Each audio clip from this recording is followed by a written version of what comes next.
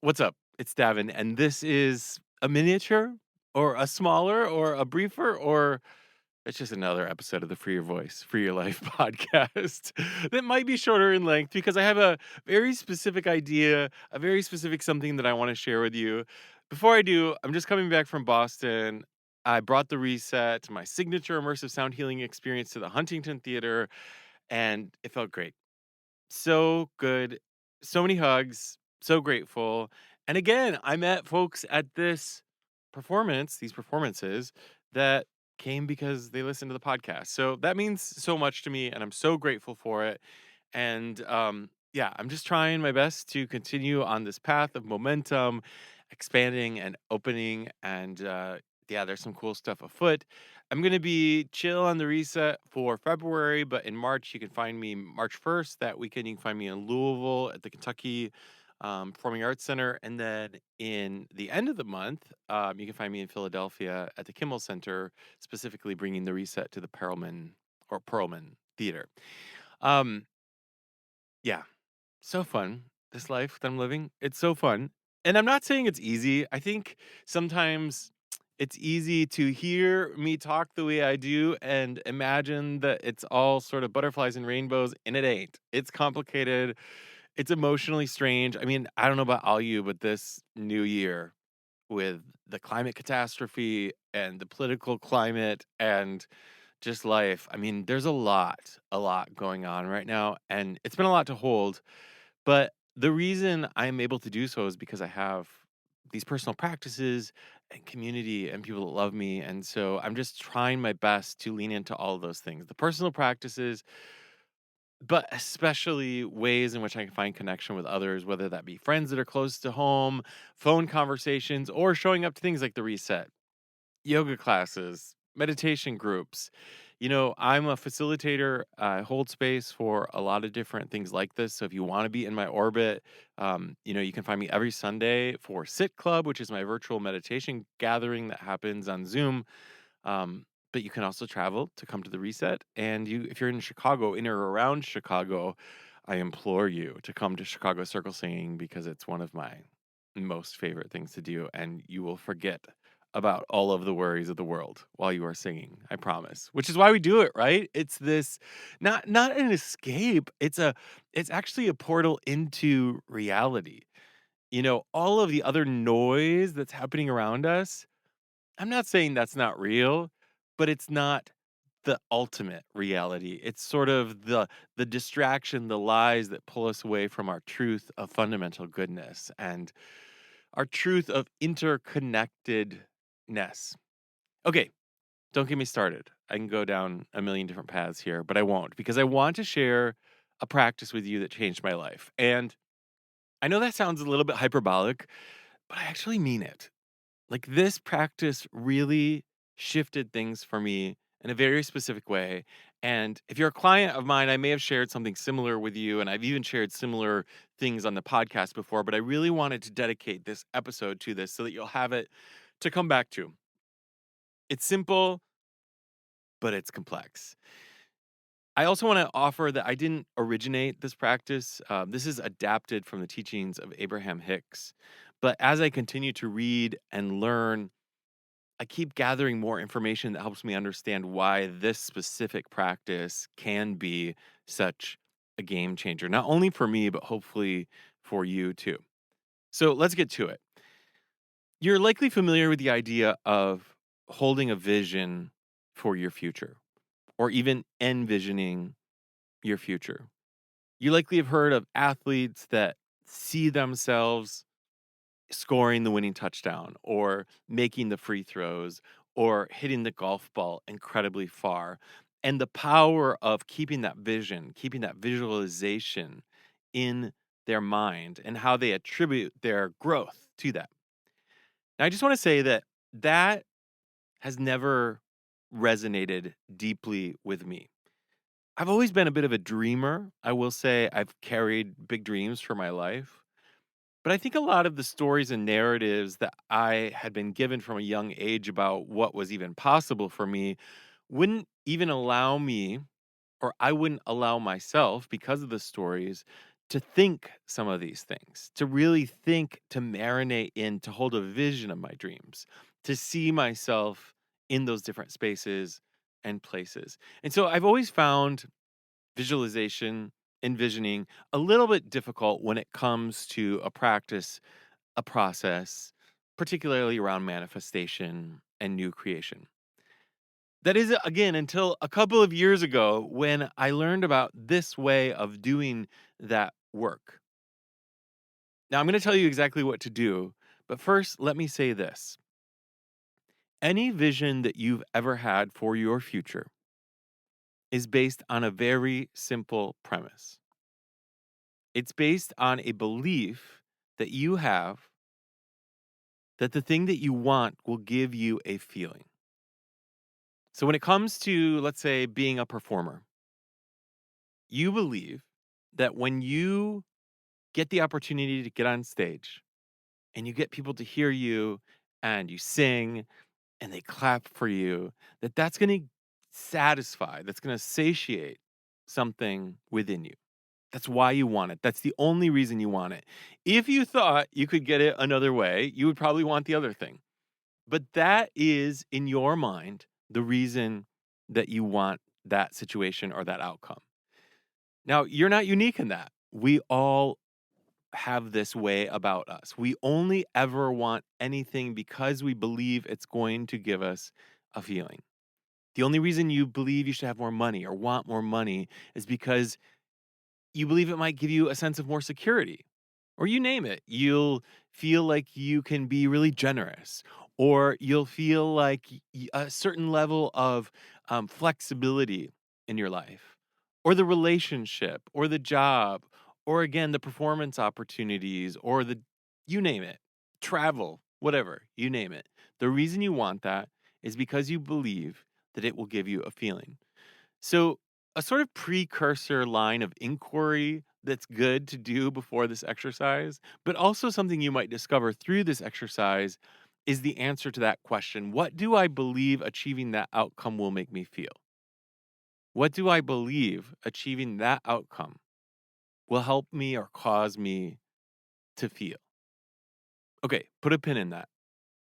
Now, you might know the answer to that question or you might not. It doesn't really matter. Regardless, it's this mindful energy of exploring your thoughts, your feelings, what you're imagining, what you're dreaming, what you're visioning, what you're visualizing for yourself. But here's the hack. So if you're like me and you start to create a visualization, let's say of an experience that seems outrageous, like let's say you're on the main stage of Carnegie Hall. Likely, if you see yourself in that, you'll be in a bit of an argument with your mind that's saying, well, this isn't probably going to happen for you. Yeah, that would be nice, but good luck. This is what a lot of our minds will do as a means of protection, as a means of trying to foster a sense of safety. Because if you actually dream that thing, if you actually spend time marinating in it, it's going to require, or it's going to inspire, is a better way to say it, a type of change that puts a threat against up against your current reality. So it's easier to sort of talk yourself off that because you'd have to make certain changes that could upend your life. But a way around this, a way to sort of gently massage yourself into it, is to practice both gratitude and appreciation for the things that your senses don't yet know.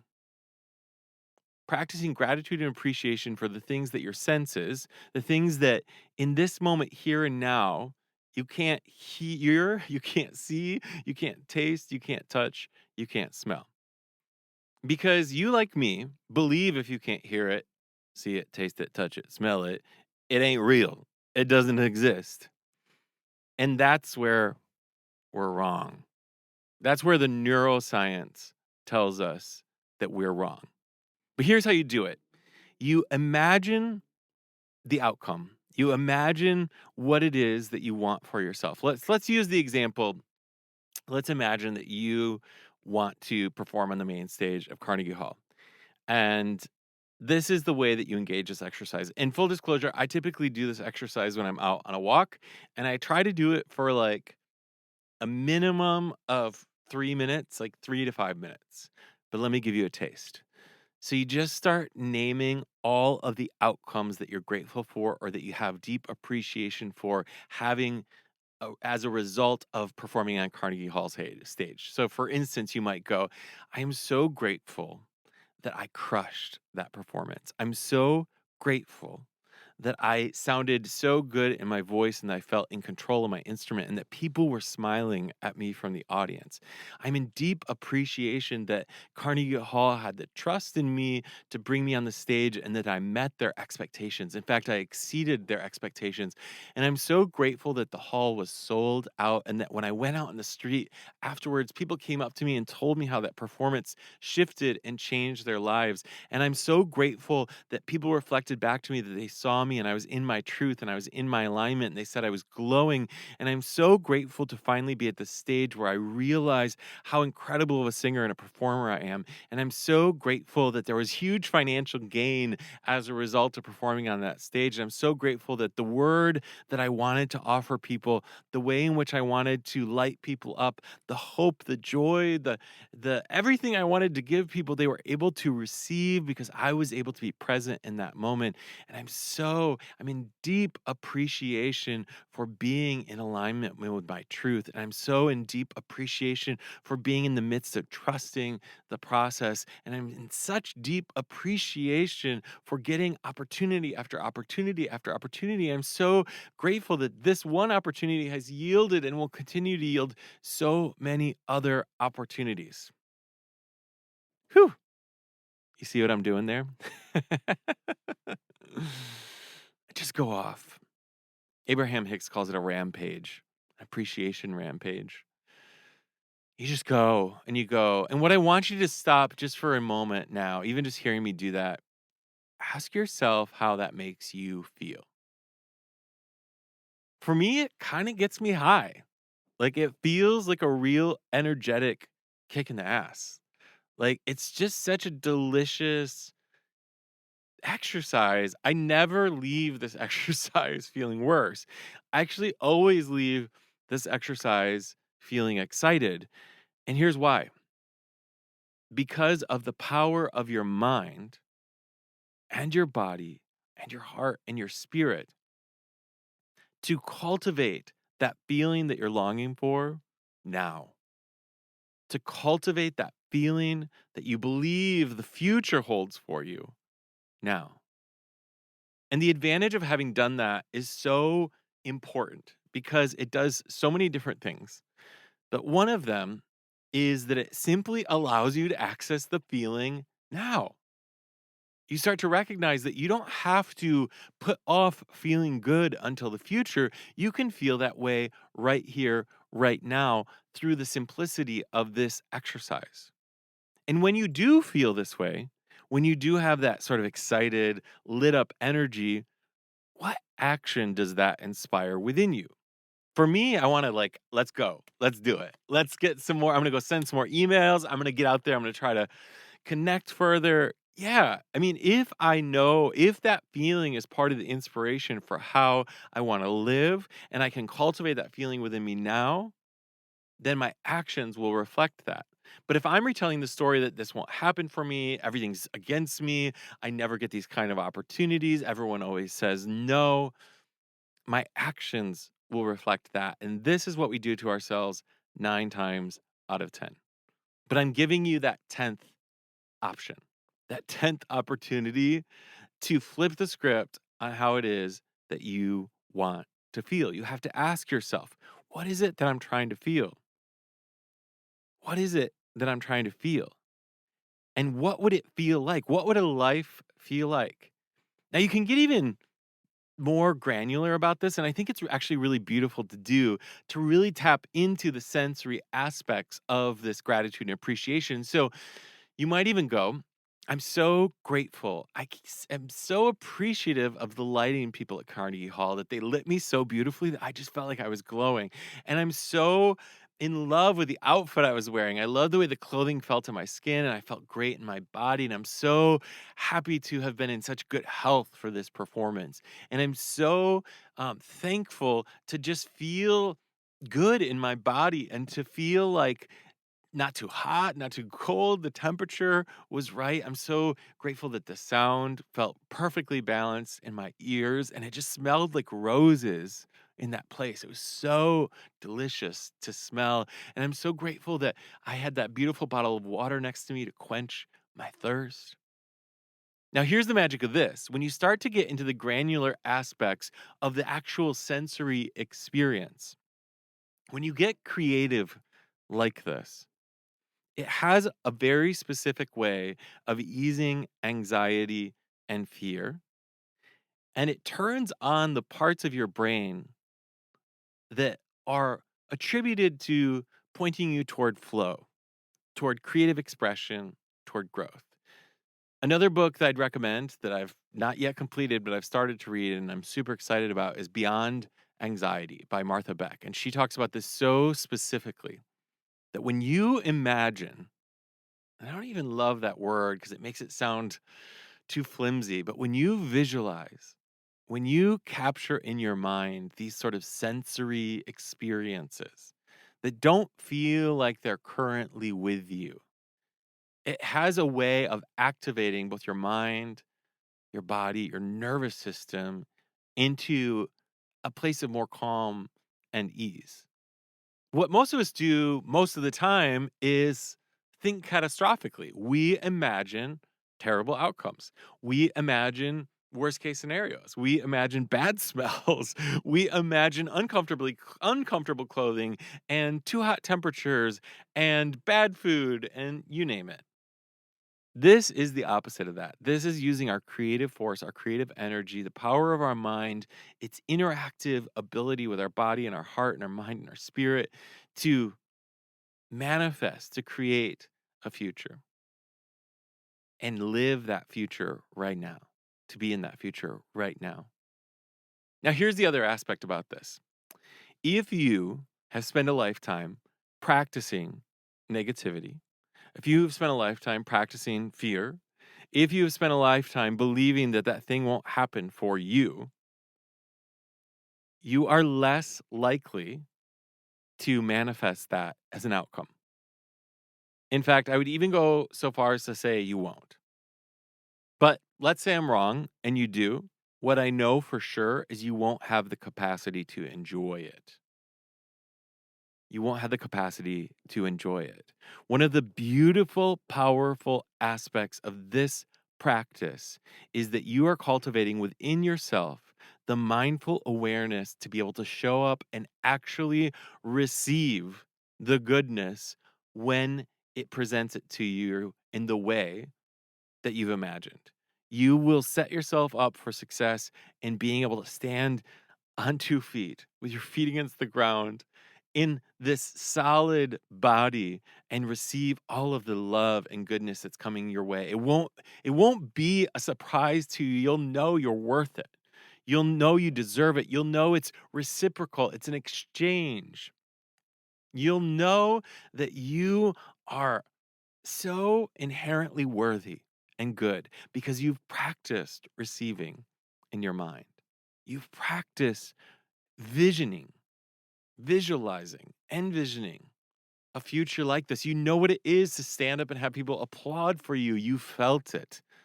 You know what it is to have people come up to you afterward and tell you how meaningful what you've created for them was. You felt it. And you can just look at them and smile. You can just stand there and breathe and receive. That is so worthwhile. Again, we spend so much time deflecting, rejecting, resisting. What is it like to practice receiving? There's a real art form to receiving. And there's something about this exercise that really primes our pump to do that well. So, this exercise, it might seem silly at first. It might seem difficult. It might seem hard to wrap your mind around. But pick a scenario, imagine an outcome. It could be like as simple as finding a good parking spot. Okay. You're on your way to look for a parking spot. What I want you to do is I want you to go on a tirade of gratitude and appreciation for this situation, for the outcome of this situation. See what happens. Just see what happens. I'm not saying you're going to get the spot. Here's the other piece of real magic around this practice. This is the last bit that I'll offer you. And this is very true from my experience. One of the things that this primes you for is to recognize that the thing that you think you want, the thing that you imagine is going to give you a feeling, a sensation, an outcome. In this practice, you recognize that that feeling, that sensation, that experience is actually available to you now. And because you've primed the pump, because you've conditioned yourself to be able to receive that well, you start to recognize that that feeling, that outcome is available not just with one scenario. The parking spot is a great example in that you might get to the lot and there might not be a spot. But then you actually spot one on the street and it's right next to the lot. And so there's this sense of synchronicity. There's this sense of excitement of, oh, that actually still scratches my itch. How incredible is that there wasn't a spot where I thought there was going to be, but there's a new spot. This has been very true in my work as a performer, as an artist, as a creative, of holding very clearly these visions of what I see for myself. I know them in my mind. I can feel in all of it right now in my body. But I also am every day surprised at what actually shows up because it's something that I couldn't even dream for myself. You've heard me say before, the visions and dreams that you have for yourself, they're actually too small. You see yourself on Carnegie Hall stage, but maybe you were always supposed to be, let's go big, at the Super Bowl. I don't know. What if the thing that you actually receive is so much bigger and so much brighter and so much more meaningful and so much more powerful than the vision that you had? Wouldn't you want to have the capacity to really recognize that, celebrate that, sit in awe and wonder of that, practice gratitude, practice appreciation? Okay, I'm going to leave that there. I could talk about this a lot more, and maybe I'll do a future series on manifesting. It's something that I'm thinking a lot about and working a lot on, but I'm really curious how this lands for you. Don't just do it once. Don't just do it once. This is something that needs to take place multiple times, repeatedly. You don't have to do it for a long time. And remember, the exercise is to notice how you feel.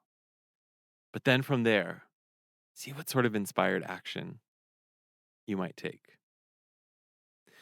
All right, friends, before I go, if you're listening to this before January 30th, I want you to know that I'm hosting a virtual listening party for The Reset, my immersive sound healing experience. I've created a recording of it, something like it, because each one is improvised.